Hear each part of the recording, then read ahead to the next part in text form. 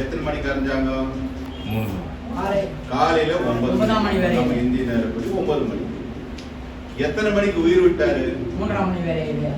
அப்ப எத்தனை மணி நேரம் சிலுவையில தொங்குறாரு? 10, 11, 12, 1, 2, 3, 6 மணி நேரம். 6 மணி நேரம் இல்ல?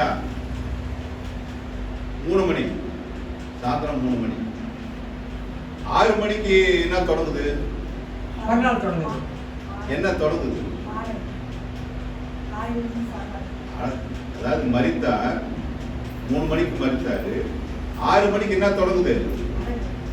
மறுநாள் தொடங்குது. இரவு தொடங்குது. அவங்க நாள் தொடங்குது. நாள் என்ன நாள்?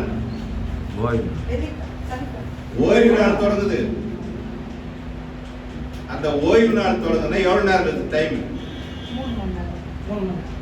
3 மணி நேரம் செய்தி தான் இப்ப கொடுக்குவாங்க. 3 மணி நேரம் இல்லை, 3 மணி நேரத்துல என்ன சம்பவம் நடந்தது அதான் பார்க்கணும்.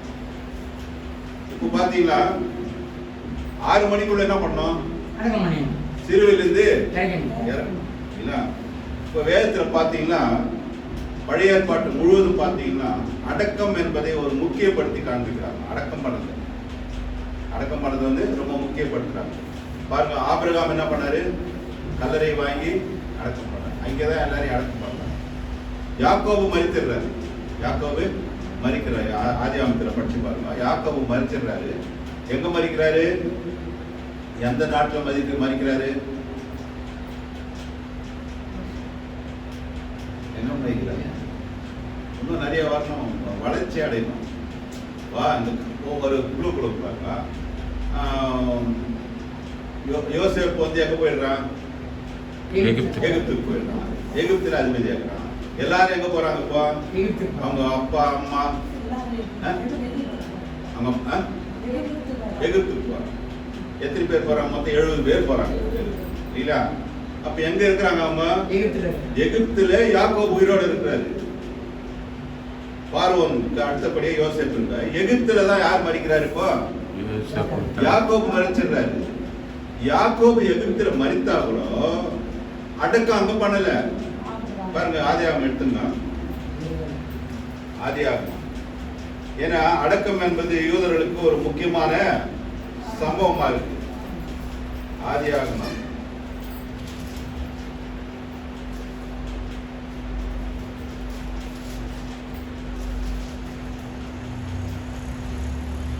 50ஆம் அதிகாரத்திலிருந்து வருது. 50ஆம் வீட்டில் போய் படிச்சு பாருங்க. மரித்துட்ட பிறகு யோசேப்பு யார்கிட்ட போய் கேட்கிறான்? பார்வோன்கிட்ட வந்து பெர்மிஷன் கேட்கிறான். என் தகப்பனை எங்க பண்ணுமா? பாருங்க, 5ஆம் வசனம் படிக்கிறான். என் தகப்பனார் என்னை நோக்கி, இதோ நான் மரணமடைய போகிறேன். கானான் தேசத்திலே நான் எனக்காக வெட்டி வைத்திருக்கிற கல்லறையிலே என்னை அடக்கம் பண்ணுவாய் என்று என்னிடத்தில் சொல்லி ஆணை விடுவித்துக் கொண்டார். நான் அங்கே போய் என் தகப்பனை அடக்கம் பண்ணி வருவதற்கு உத்தரவு கொடுக்க வேண்டிக் கொள்கிறேன் என்று சொல்லுங்கள் என்றார். யோசேப்பு யார்கிட்ட கேட்கிறார்? இப்போ அவங்க அப்பாவை அடக்கம் பண்றதுக்கு எங்க போனோமா? இப்போ எகிப்திலிருந்து கானான் தேசத்துக்கு எடுத்துட்டு போனோம். எதை எடுத்துட்டு போனோம்? பாடி சரீரத்தை எடுத்துட்டு போனோம். இப்போ அப்ப பாத்தீங்களா, அப்படியே யோசேப்பு தன் தகப்பனை அடக்கம் பண்ண போனால் பார்வோனுடைய அரண்மனையில் இந்த பெரியவர்களாகிய அவனுடைய சகல உத்தியோகஸ்தரும் எகிப்து தேசத்தில் உள்ள சகல பெரியவர்களும் யோசேப்பின் வீட்டார் யாவரும் அவன் சகோதரரும் அவன் தகப்பன் வீட்டாரும் அவனோட கூட போனார்கள். தங்கள் குழந்தைகளையும் தங்கள் ஆடு மாடுகளையும் மாத்திரம் கோசேர் நாட்டிலே விட்டு போனார்கள். ரதங்களும் குதிரை வீரரும் அவனோட கூட போனதினால் பரிவார கூட்டம் மிகவும் எப்படி போகுதுன்னு பாருங்க. எகிப்துல இருந்து ஒரு ராஜ மரியாதையோட எங்க போகுது? கானான் தேசத்துக்கு போகுது. ஏன்னா அங்கதான் அவங்களுடைய தகப்பன் கல்லறை இருக்கு, அங்க அடக்கம் பண்ணணும்னு சொல்லிட்டாரு. அப்போ யூதர்களுக்கு அடக்கம் என்பது ஒரு முக்கியமான காரியம் இல்ல? அதே மாதிரி ராஜாக்கள் புஸ்தகத்துல பாத்தீங்கன்னாங்களோ அவர்கள் தங்கள் பிதாக்கள் அண்டையிலே அடக்கம் பண்ணினாலும் பாத்தீங்கன்னா அந்த அடக்கம் என்பது பாருங்க. நெகேமியா எடுத்துங்க. நெகேமியா 1ஆம் அதிகாரம், 2ஆம் அதிகாரம்.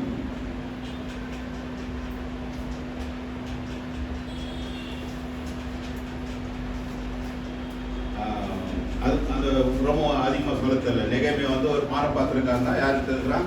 ராஜாவுக்கு இருக்கிறான். 3ஆம் வசனம், 2ஆம் அதிகாரம் 3ஆவது வசனம், நெகேமியா 3வது வசனம். ராஜாவை நோக்கி, ராஜா என்றைக்கும் வாழ்க, என் பிதாக்களின் கல்லறைகள் இருக்கும் ஸ்தலமாகிய நகரம் பாழானதும் அதிலே வாசல்கள் அக்கினியால் சுட்டரிக்கப்பட்டதும் கிடக்கும் போது நான் துக்க முகத்தோடே இராதிருப்பது எப்படி? அதாவது கல்லறைகளை குறித்து என்ன பண்ற, எவ்வளோ வாஞ்சை இருக்கு, அவங்களுக்கு துக்கம் இருக்கு. இப்போ பழைய ஏற்பாட்டில் பார்க்கும்போது யூத அடக்கம் என்பது ரொம்ப முக்கியமான ஒரு காரியமா இருக்கு.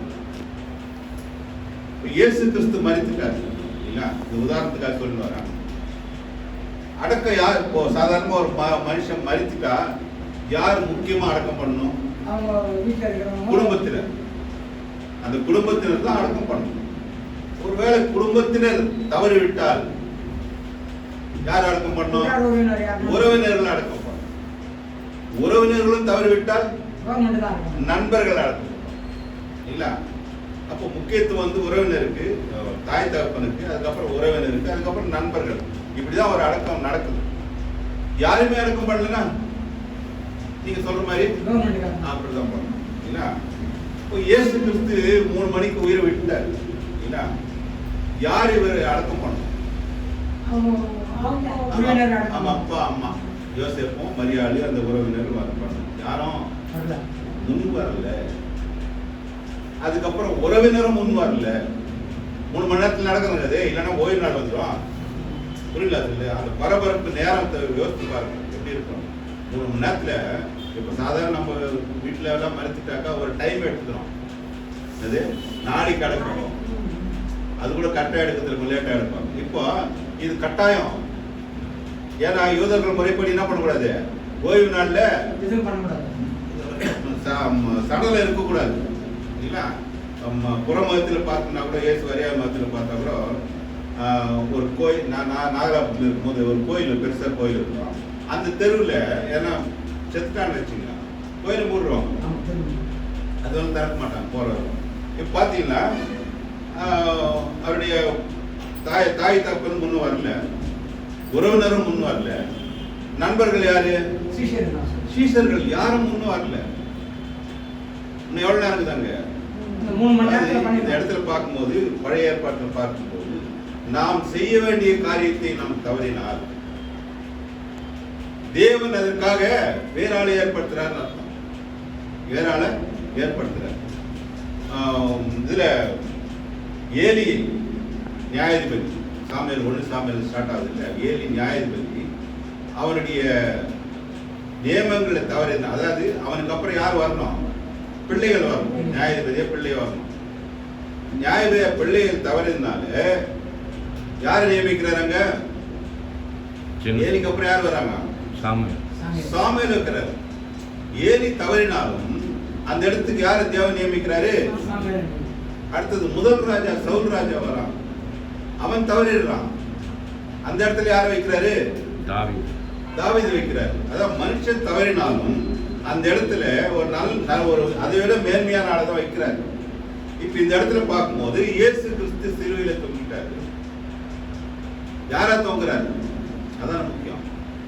சிலுவையில எப்படி தொங்குறாரு? அவருடைய ஸ்டேட்டஸ் என்ன? அவருடைய நிலை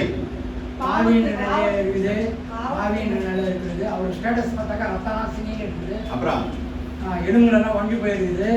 அது சரீரம். கவர்மெண்ட் படி பார்த்தாக்கா சிலுவையில் யாருங்க தொங்குவாங்க? குற்றவாளி தொங்குறாங்க. சிலுவையில மரத்துல தூக்கப்பட்ட யாருங்க? சபிக்கப்பட்டவர்கள். இப்ப சபிக்கப்பட்ட மனுஷன் தொங்கிருக்கிறாங்க இல்ல? அப்போ ஒரு சபிக்கப்பட்ட மனுஷனை யார் முன் வருவாங்க? வீட்டிலே முன் வரல. யூதர்கள் பயப்படுறாங்க, சீசர்கள் பயப்படுறாங்க, பயந்து இருக்கிறாங்க. இவர்களெல்லாம் தவறி விட்டதுனால பார்த்தீங்க, வசனம் படிச்சீங்கல்ல, ஏசாயா 53:9.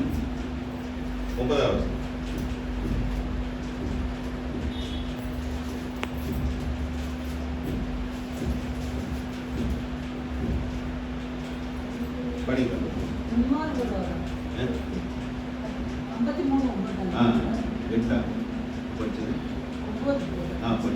துன்மார்க்கரோடு அவருடைய சதக்குழியை நியமித்தார்கள். ஆனாலும் அவர் மரித்தபோது சகல ஐஸ்வர்யங்களோட இருந்தார். எப்படி மரித்தாரா? யாரோட மரித்தாரா? துன்மார்க்கரோட மரித்தார். யாருக்குறாங்க மேல 2 பேரு? சபிக்கப்பட்டவர்கள் மத்தியில மரித்தார். யூஸ்வலா சிலுவையில மரிக்கிறது வந்து ஒரே நாள் யாரும் மரிக்க மாட்டாங்க. ஏன்னா அந்த பொசிஷன் அப்படி மாறி நாள் கணக்கில் கூட என்ன பண்ணுவாங்க, தூங்கினது. பார்த்தீங்கன்னா இயேசு கிறிஸ்து 6 மணி நேரத்துல மரிச்சிடுறாரு. மரித்த பிறகு இந்த தீர்க்க தரிசனம் நிறைவேறணும். எந்த தீர்க்க தரிசனம்? எல்லாமே தீர்க்க தரிசன பிரகாரம் தான் வந்துருக்கிறாரு. இப்போ பிறப்பு, இறப்பு, அடக்கம் எல்லாமே தீர்க்க தரிசனம். மத்தியில பார்த்து நிறைய இருக்கும் தீர்க்க தரிசனம் சொல்லி வருவார். இப்போ இவர்களெல்லாம் தவறி விட்டதுனால இப்போ இவர் அடக்கம் பண்ணனாக்கா ஆண்டவர் விசேஷமான 2 பேரை தேர்ந்தெடுத்தார். விசேஷமான 2 பேர். யார் அவங்க? பெரிய பணக்காரங்க.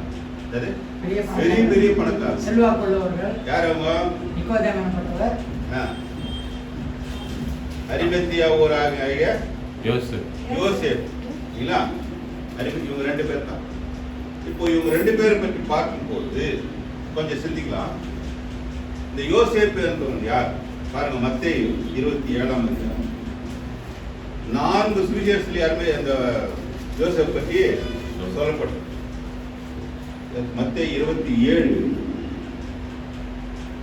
57வது வசனம் படிங்க.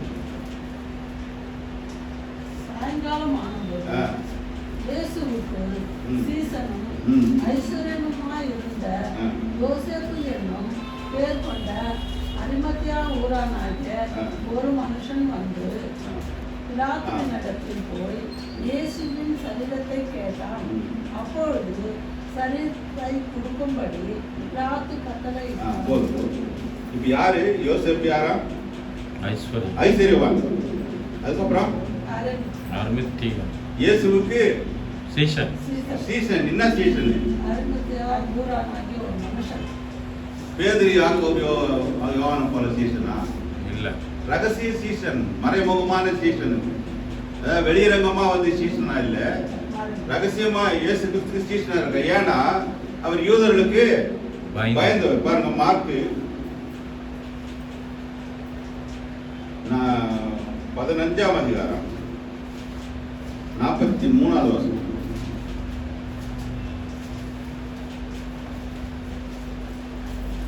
15:43.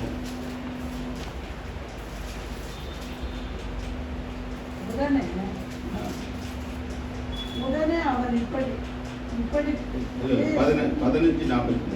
மார்க் 15:43. 43 படிக்கணும். இல்ல 43 படிக்கணும். நம்ம யோசேப்பு பத்தி ஆலோசனைக்காரனும் அரிமத்தியா ஊரானும் தேவனுடைய ராஜ்யம் வர காத்திருந்தவனுமாகிய யோசேப்பு என்பவன் வந்து பிலாத்துவினிடத்தில் துணிந்து போய் இயேசுவின் சரீரத்தை கேட்டான். போன வருஷத்துல என்ன பார்த்தோம்?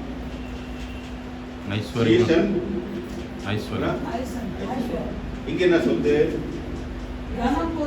கனம் பொருந்தியனா பெரிய ஆளு. அப்புறம் கனம் பொருந்தியனும் இல்ல நல்ல கனம் பொருந்திய ஆலோசனைக்காரன் என்ன? சங்கத்துல பெரிய சொல்றாரு ஆலோசனைக்காரன். ஆலோசனை என்ன? ஆலோசனைக்காரன் என்ன? இங்க வந்து யூதர்களுக்கு வந்து ஆலோசனை சங்கம்னு ஒண்ணு இருக்கு. அது அவங்களுக்கு ஒரு கோர்ட் மாதிரி. நமக்கு உதாரணமா சொன்னோம் பார்த்தீங்கன்னா இப்பதான் இல்ல, இப்போ இல்ல. இப்ப நம்மளாம் சின்ன பசங்களா இருக்கும்போது வில்லேஜ்ல பஞ்சாயத்துல ஒண்ணு இருக்கும். அதை தாண்டி எங்க போக முடியாது, எங்க போக முடியாது. அவன் ஸ்டேஷனுக்கு எல்லாம் போக முடியாது, பஞ்சாயத்து தாண்டி தான் போகணும். பஞ்சாயத்து என்ன பண்ணோம்? கட்டு பண்ணணும் இல்லைங்களா? இப்போ ஆலோசனை சங்கத்துல இவன் யாரா இருக்கிறான்னா கனம் பொருந்தியவனா இருக்கிறான் இல்லைங்களா? அதுக்கப்புறம் சொல்லுங்க. அரிமத்தியா ஊரானும் யோசேப்பு என்பவன் வந்து பிலாத்துவினிடத்தில் துணிந்து போய் இயேசுவின் சரீரத்தை கேட்டான். போதும். அந்த சீஷன் ஐஸ்வர்யவான், ஆலோசனை சங்கத்தில் ஒரு பெரிய தலைவன் இல்லைங்களா? இயேசு கிறிஸ்துனுடைய ராஜ்யம் வருவதற்காக காத்திருந்தவர். பாருங்க, லூக்கா 4 சுவிசேஷத்தில் இவரை பற்றி சொல்லப்படும். லூக்கா 23ஆம் அதிகாரம்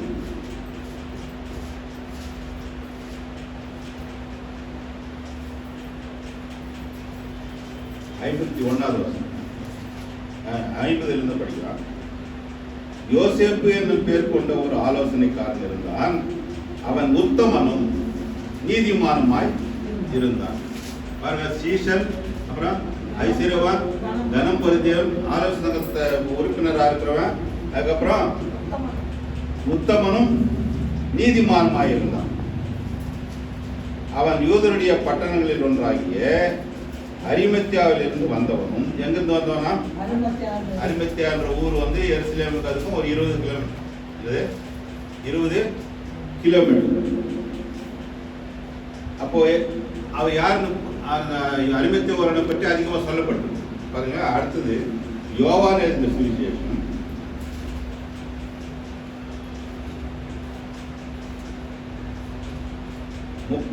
19ஆம் அதிகாரம் 38வது வசனம். இவைகளுக்கு பின்பு அரிமத்தியா ஊரானும் யூதருக்கு பயந்ததினாலே இயேசுவுக்கு அந்தரங்க சீஷனும் ஆகிய யோசேப்பு இயேசுவின் சரீரத்தை எடுத்துக்கொண்டு போகும்படி பிலாத்தினிடத்தில் உத்தரவு கேட்டார். பிலாத்து உத்தரவு கொடுத்தார். ஆகையால் அவன் வந்து இயேசுவின் சரீரத்தை எடுத்துக்கொண்டு போனான். இது யாரை பற்றி சொல்லப்படுது பைபிள்ல? யாரை பற்றி பார்க்கணும்? அரிமத்தியா ஊரானாகி யோசேப்பு இல்ல, அவனை பற்றி தான் பேசணும். அடுத்தது இன்னொருத்தர் வராரு. 2 பேர் சேர்ந்து அடக்கம் பண்றாங்க. எவ்வளவு நேரத்துல? 3 மணி நேரத்தில் நடக்குது. எல்லாம் 3 மணி நேரம், 2 மணி நேரம் 59 நிமிஷத்துல முடிஞ்சு. அடுத்தது நேற்று யார் வர்றாங்க? நல்ல வளர்க்கணும். ஏசாமி தருது, வரதார் தருது, சிலுவையில் அறைக்கப்படுறது, அடக்கம் தரணும், வீட்டு எழுதுறது. இன்னொருத்தர் யார் வராங்க? நிக்கதேமு என்னப்பட்ட ஒரு பரிசேயர். இவரை பற்றி யோவான் எழுதின சுவிசேஷத்துல மட்டும் தான் சொல்லப்படும். இவர் யாருன்னு கேட்டீங்கன்னா, யோவான் 3ல யூதருக்குள்ளே அதிகாரியான நிக்கதேமு. யாரா? அதிகாரி. ஒரு ஆலோசனை சங்கத்தில் உறுப்பினர், பெரிய கனம் பொருந்தினாரா. இவனை யாரு? யூதருக்குள்ளே அதிகாரியா. அடுத்தது போதகனா இருக்கிறான் இல்ல. பாருங்க, 10வது வசனம் பார்க்கும்போது இதுல 10ல இயேசு அவனை நோக்கி, நீ இஸ்ரவேலில் போதகனாய் இருந்தும் அவைகளை அறியாமல் இருக்கிறார். யாரா இருக்கிறார்? இப்போ போதகனாய் இருக்கிறார். அடுத்து யோவான் 7ஆம் அதிகாரம்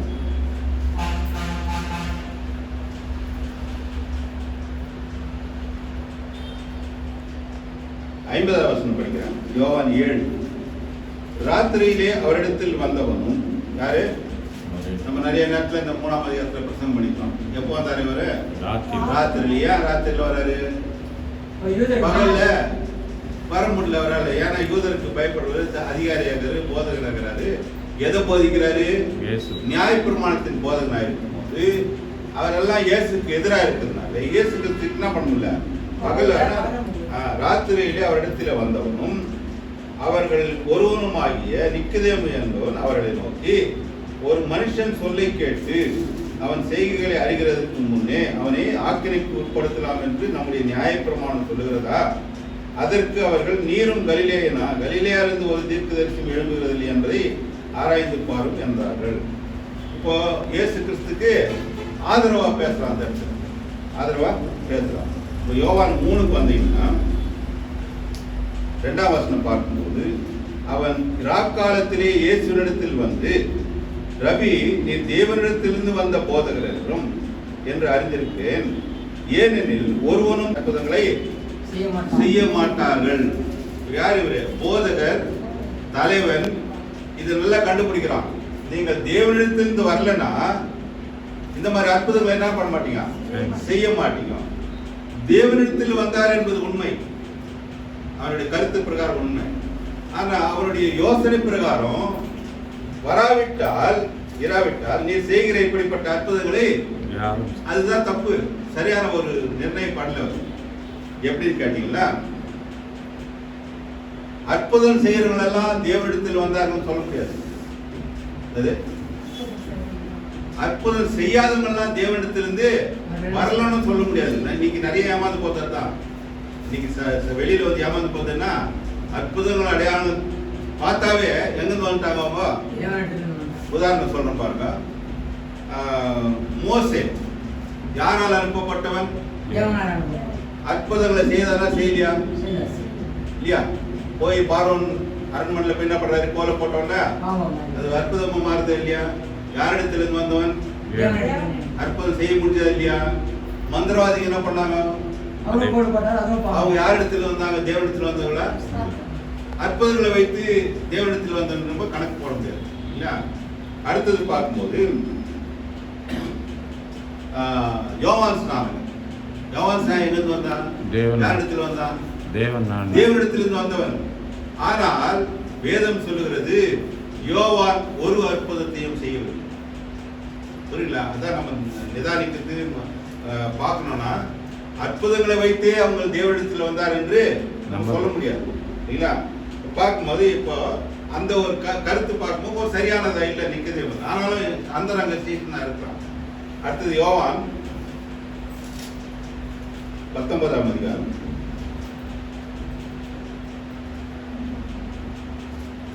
39வது வசனம். ஆரம்பத்திலே ஒரு ராத்திரியிலே இயேசுவினிடத்தில் வந்திருந்த நிக்கதேமு என்பவன் வெள்ளை போலவும் கரிய போலவும் கலந்து ஏறக்குரிய 100 ராத்தல் கொண்டு வந்தார். 100 ராத்தல் கொண்டு வந்தான். அது எடை எவ்வளவா? எதுக்கு? அந்த சரீரத்தை யூத முறைப்படி என்ன பண்ணோம்? பதப்படுத்தணும் சரிங்களா? அப்போ எத்தனை கிலோ எடுத்து வந்தாரா? 100 கிலோ. ஒரு இது வந்து சரியான ஒரு தெரியல, இருந்தாலும் அவங்க வழக்கத்தின்படி ஒரு காரியத்தை சொல்றேன். எத்தனை கிலோ? அது 30 கிலோ. நம்ம எடை பிரகாரம் 100 ராத்திரில இருந்து 30. இந்த பொருட்களை எப்படி எட்டுன்னு வருவாங்கன்னு கேட்டீங்கன்னா, ஒரு மனுஷனுடைய எடையில பாதியம், மரித்தனுடைய எடையில பாதி இந்த சுகந்த வர்க்கத்துக்கு செலவு பண்ணுவாங்க. அப்ப எத்தனை கிலோ? அது எத்தனை கிலோ இருப்பாரு சரீரத்துல? அது சரியான இல்ல, ஒரு உதாரணத்துக்காக சொல்றேன். இப்ப 2 பேரும் ஐஸ்வர்யவான்கள் தேவனுடைய சரீரத்தை அடக்கம் பண்றதுக்கு முன் வந்திருக்கிறாங்க. அதாவது நியமிக்கிறார். இதுக்கு முன்னாடி யாரா இருந்தாங்க? அவங்க ரகசிய சீசனா இருந்தாங்களோ, யூதர்களுக்கு பயந்து இருந்தாங்களோ, அதனால வெளியரங்கமா என்ன பண்ண முடியல அவர் கூட.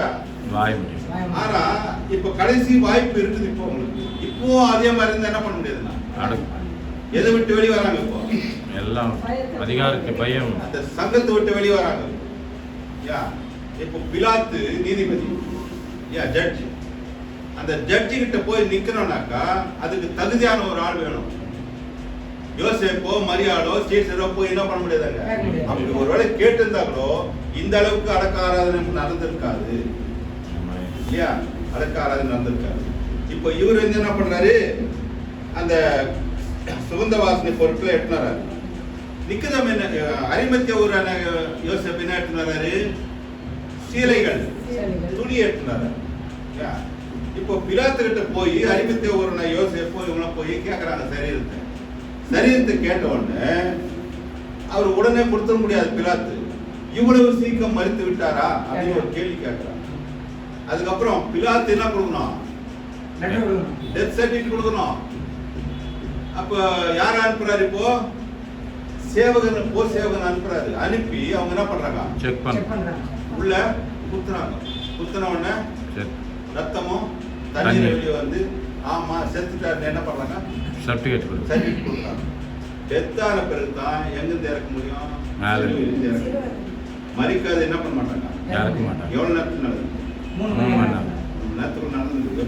கொஞ்சம் யோசிச்சு பாருங்க எப்படி இருக்கும். அது சுகந்தவாருக்கு ஏற்றணும், சீலை ஏற்றணும், பர்மிஷன் வாங்கணும், இது போய் அவன் செக் பண்ணி அவன் செத்துட்டாரான்னு சொல்லணும்.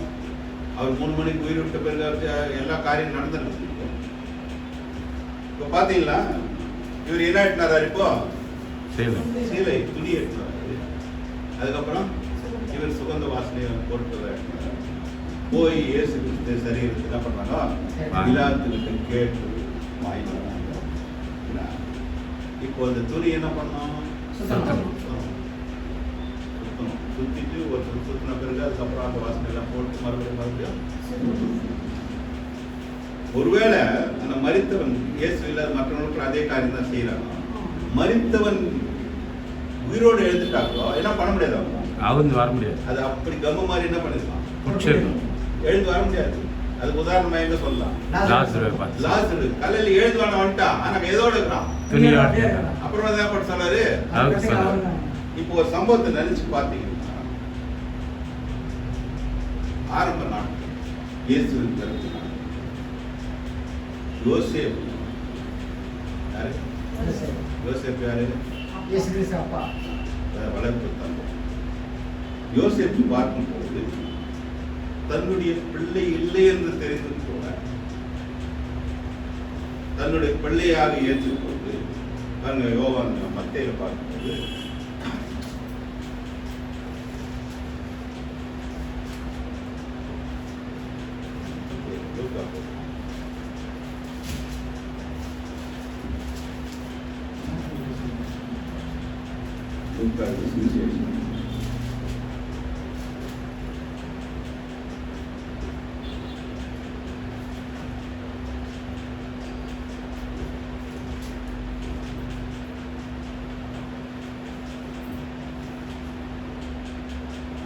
லூக்கா 2ஆம் அதிகாரம், 2ஆம் அதிகாரம் தெரியும் நமக்கு. எல்லாம் என்னத்துக்கு வராங்க, அந்த சென்சஸ் கணக்கு எடுத்துக்காக எல்லாம் என்ன பண்ணி வராங்க, பெத்லெஹேம் வந்துடணும், அவங்க சொந்த ஊருக்கு வந்துடணும்.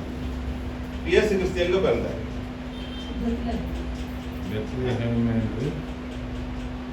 பாருங்க, 5ஆம் வசனத்தில் படிக்க 2:5 படிக்கணும்.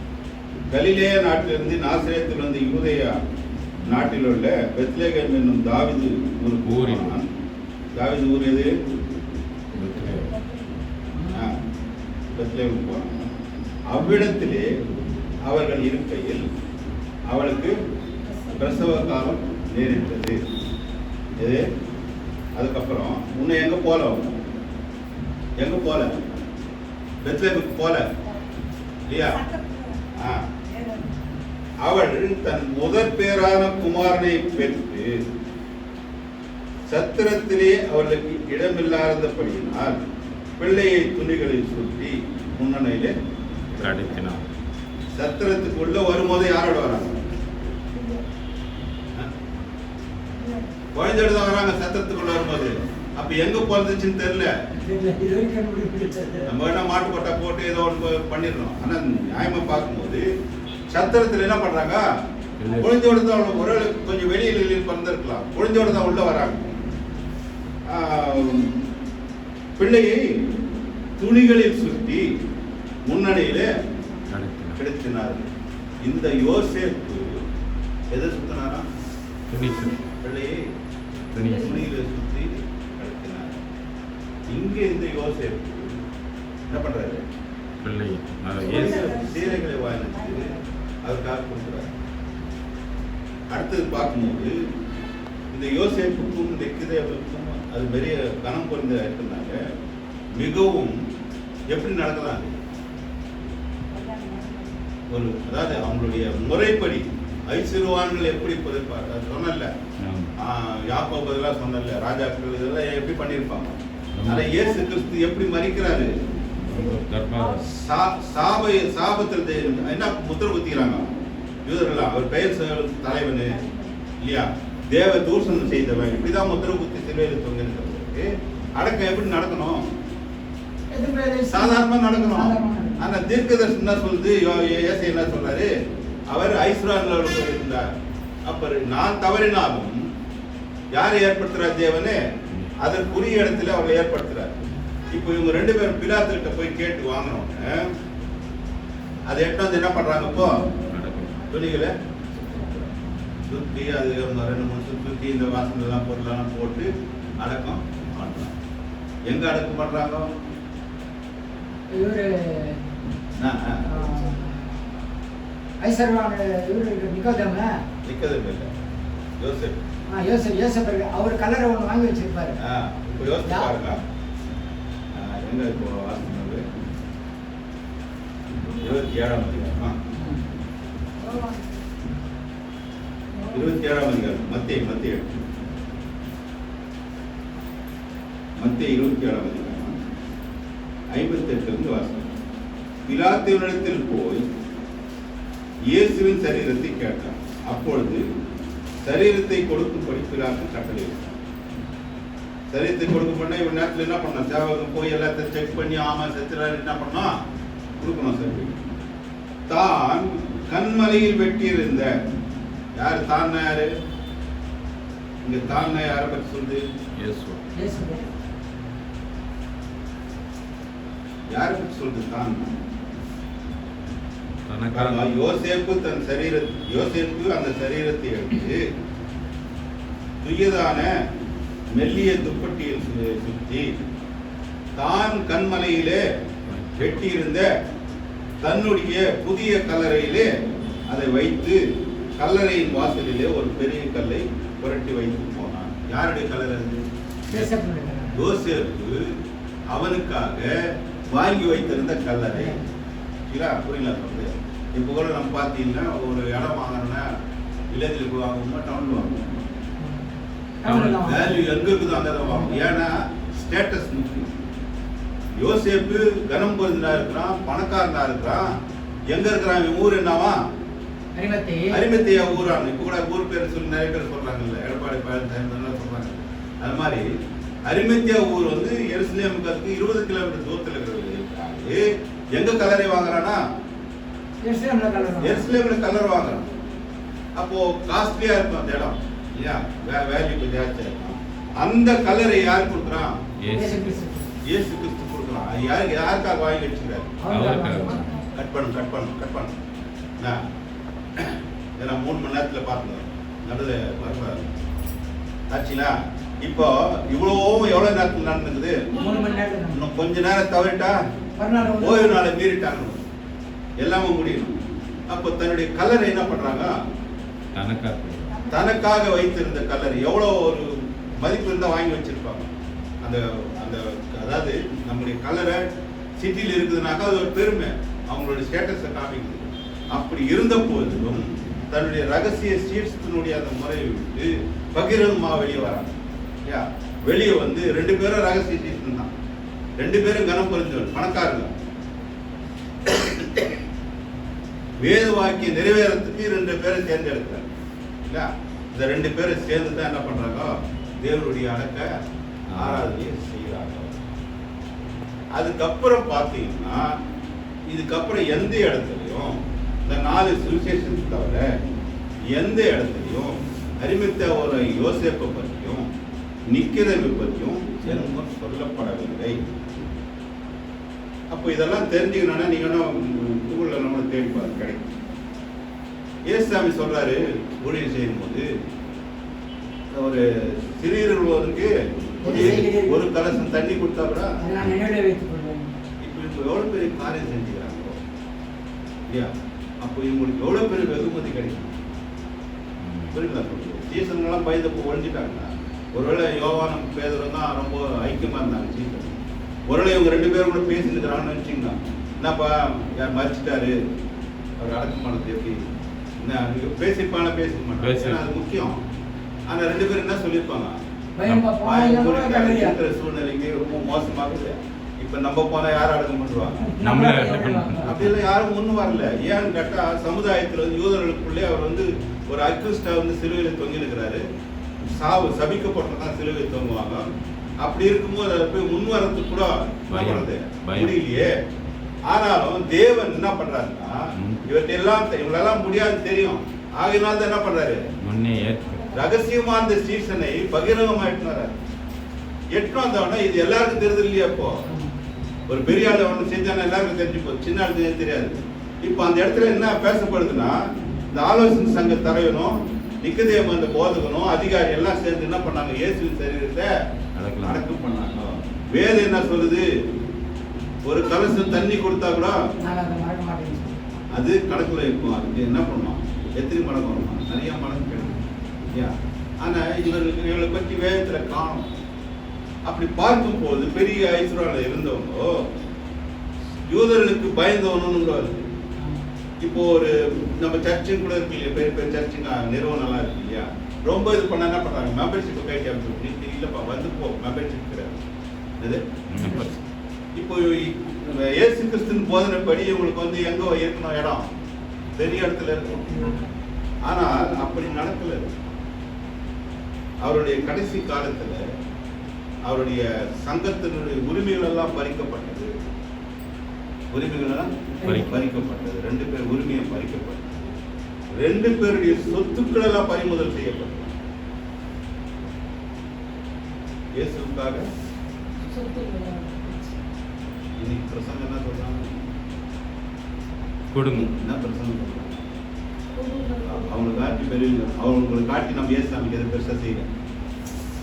3 மணி நேரத்துல நடக்க வேண்டிய காரியத்தை செஞ்சு முடிச்சாங்களே, அவங்களுக்கு என்ன கிடைச்சது, போயிடுச்சு. அது உண்மைதானே? ஏன்னா அவங்கெல்லாம் இயேசு எதிர்க்கிறாங்க. இயேசு வந்து இவங்க தான் சிலுவையில் அறிஞ்சாங்க. தேவதூஷண சொன்னவன ஆலோசனை சங்கத்திலே வந்து என்ன பண்றான், அடக்கம் பண்றாங்களே, முறைமைப்படி அடக்கம் பண்றாங்களே. அப்போ ஒரே ஒரு வழி என்னது, அவங்கள விலைக்கிறது தான் முக்கியம். அந்த சங்கம்ன்றது வந்து கோர்ட் மாதிரி, அவங்களுக்கு செனகிரேட் சங்கம் கோர்ட் மாதிரி. அது அந்த கோர்ட்ல என்ன சொல்றானா தான் தீர்ப்பு. அது மிஞ்சி யாரும் பண்ண முடியாது. இவங்களுக்கு சொத்துக்கள்லாம் பறிமுதல் செய்யப்பட்டு அதே அதிகாரத்தெல்லாம் பிடிக்கிட்டு என்ன பண்றாங்க, அனுப்பிச்சிடுறாங்க. கடைசியில இவங்க நாடு விட்டு நாடு போய் அங்கெல்லாம் பிரசங்கம் பண்ணி ரொம்ப ஏழ்மை நிலையில மறித்ததாக சரித்திரம் சொல்லப்பட்டது. அப்ப கிறிஸ்துவுக்காக செய்யும் போது இந்த இன்மையிலே எதிர்பார்ப்பது அவசியம் அல்லன்னு சொல்லுது வேதம். மறுமையிலே, ஆனா மறுமையில இருக்கு அவங்களுக்கு. அப்ப இன்னைக்கு ஒண்ணுமே இல்லைன்னா என்ன பண்றாங்க, பைபிள் பிரகாரம் பார்க்கும்போது நீ வா என்ன கொடுப்பாரு, கார் கொடுப்பாரு. ஆசீர்வாதம் தப்பா கொடுக்குறோம். ஆசீர்வாதம் தான் கொடுக்குறாரு தேவன். எந்த ஆசீர்வாதத்தை கொடுக்குறாரு, இருதயத்துக்கு ஆசீர்வாதம். கார் கொடுப்பாரு, பங்களா கொடுப்பாரு தான் கூப்பிடுறாங்க எல்லாரும். அப்ப இவங்களுக்கு என்ன கொடுத்துருக்கணும், எருசலேமே கொடுத்துருக்கணும். தன் கல்லறையை விட்டு கொடுத்தாருங்க அவரு. அவங்களுக்கு கல்லறை முக்கியம், புரியுங்களா? அவங்க அடக்கம் பண்றது கல்லறை முக்கியம். அதையே இயேசுக்காக விட்டு கொடுத்த பிறகு, ஆனா இம்மையில அவளை பற்றி பின்னாடி எதுவும் பைபிள்ல காணும். மற்ற பேர்லாம் கூட வராங்க. இந்த அரிமத்திய ஊரானை பற்றி 4 சுவிசேஷம் சொல்லப்படுகிறது. யோவான்ல வந்து நிக்கதேமை பற்றி சொல்லப்படுகிறது. இந்த 3 மணி நேரத்திற்குள்ள இவ்வளோ காரியம் நடக்குது. இதுல பார்க்கும்போது நம்ம இத்தனை வருஷத்துக்கு இயேசு கிறிஸ்துவுக்காக என்ன செஞ்சோம், இனிமேல் செய்ய வேண்டிய காரியம் ஒன்னே ஒன்று, முடிஞ்ச காரியம் செய்யலாம். இந்த நடுவில் வச்சிருக்கிற மாதிரி இந்த சுவிட்ச் ஆஃப் பண்ணி வச்சிருக்கோம். அதுவே பெரிய காரியம். அது எவ்வளோ சொன்னாலும் அந்த இடத்துல சில பேர் நீங்கள் பாஸ் இல்லைன்னு நீங்கள் பேசணும், தப்பு. அது சுவிசேஷம் அதனுடைய நற்செய்திகள் அவருடைய உள்ளடக்கங்கள் தெரியலன்னா இப்படிதான் பேசணும். வெளியில வந்து பிரசங்கம் வந்து உலக பொருட்கள் சொல்றேன்னா அது தேவைதான் இல்லைன்னு சொல்ல, அதுக்காக பிச்சைக்காரன் வாழணும்னு அவசியம் இல்லை. இருக்கணும், நல்லதான் இருக்கணும். அதுவே வந்து கிறிஸ்துவ ஜீவியத்துக்கு சாட்சி ஆகாது. அன்னைக்கு அவங்க ஐஸ்வர்யானா ஆலோசனை சங்கத்தில் தலைவராக இருந்ததுனாலதான் இயேசு கிறிஸ்துவ போய் தைரியமா போய் கேட்டு வராங்க. ஐஸ்வர்யான் இருந்ததுனால, ஏன்னா அங்க தீர்க்க தரிசனம் நிறைவேறினது. வேற எந்த ஐஸ்வர்யா இருக்கிறாங்க எடுக்கிறதுக்கு ஆள் இல்லையே. பேதுரு மீன் பிடிச்சிருந்தது, யோவான் மீன் பிடிச்சிருந்தது. அப்பா அம்மாவை பார்த்தா ஏதோ ரொம்ப லோவில் இருந்த மாதிரி தெரியுது. இவங்கெல்லாம் யாருக்கிட்ட போய் நிற்க முடியாது. இப்போ அப்போ நம்முடைய காரியத்துல, நம்முடைய சேவையில, நம்முடைய வேலை, ஆண்டவருடைய வேலையை நாம் தவறிவிட்டாலும் தேவன் அதுக்காக என்ன பண்ணுவாரு, இன்னொருத்தர் ஆயத்தமா வச்சுருப்பாரு. நிறைய இடத்துல பார்க்கும்போது நான் இல்லைன்னா சபையில் இருக்கணும், அது நான் போலனா ரொம்ப காரியம் கேட்டுக்கிடுவாங்க. இல்லை, அது ஆண்டவர் எல்லாத்தையும் நேர்த்தியாக செய்கிறார். அப்படி பார்க்கும்போது நம்ம உலக ஜீவியத்தில் வாழ்வு அந்த அடக்காரதை பற்றி நிறைய பேர் யாரும் பேசுறது இல்லை. வீட்டில் பற்றி தான் பேசுவோம் இல்லையா? அந்த 3 மணி நேரத்துடைய காரியம் யோசித்து பார்த்தீங்கன்னா அந்த 2 பேருடைய அவசர வேலைகள் எப்படி அங்க வந்து 20 கிலோமீட்டர் பிள்ளாச்சிக்கிட்டிக்கு வரணும், திருப்பி 20 கிலோமீட்டர் ஓடணும், திருப்பி அருமத்தி ஊரான நிக்கதம் வரணும், அவங்க 2 பேரும் ஒண்ணா சேர்ந்துட்டாங்கன்னு வச்சுக்கோங்க. இவங்க கிட்ட அவங்க போனோம். அபிஷியல் வேலையே ஆலோசனை சங்கதி கிட்ட போனோம். அபிஷியல் வேலையை நம்ம லேட் ஆயிடும். இவ்வளோ காரியத்தை முடிச்சு சரியான நேரத்தில் என்ன பண்ணலாம்? அப்ப நேரம் என்பது நமக்கு ரொம்ப முக்கியமானது. நேரம் சொல்லும்போது காலங்கள் சொல்றோம். பைபிள்ல காலங்கள் தான் அதிகமாக சொல்லப்படும். இந்த காலங்களை பார்க்கும்போது காலங்களை புரிந்து வாசித்தல் நல்லது. அதை புரிஞ்சுக்கணும். முதல்ல காலங்கள் புரியும். ஒரு காலங்கள் என்னது? டென்சஸ் காலம். நேற்று இன்று நாளை தான் காலம் இல்லையா? நேற்று நான் வருவேன் அப்படின்னு சொன்னா சரியான முறையாது. அது புரியுது இல்லை? நேற்று வருவேன்னு சொன்னாக்கா என்ன சொல்லுவீங்க? தப்புன்னு தான் சொல்லி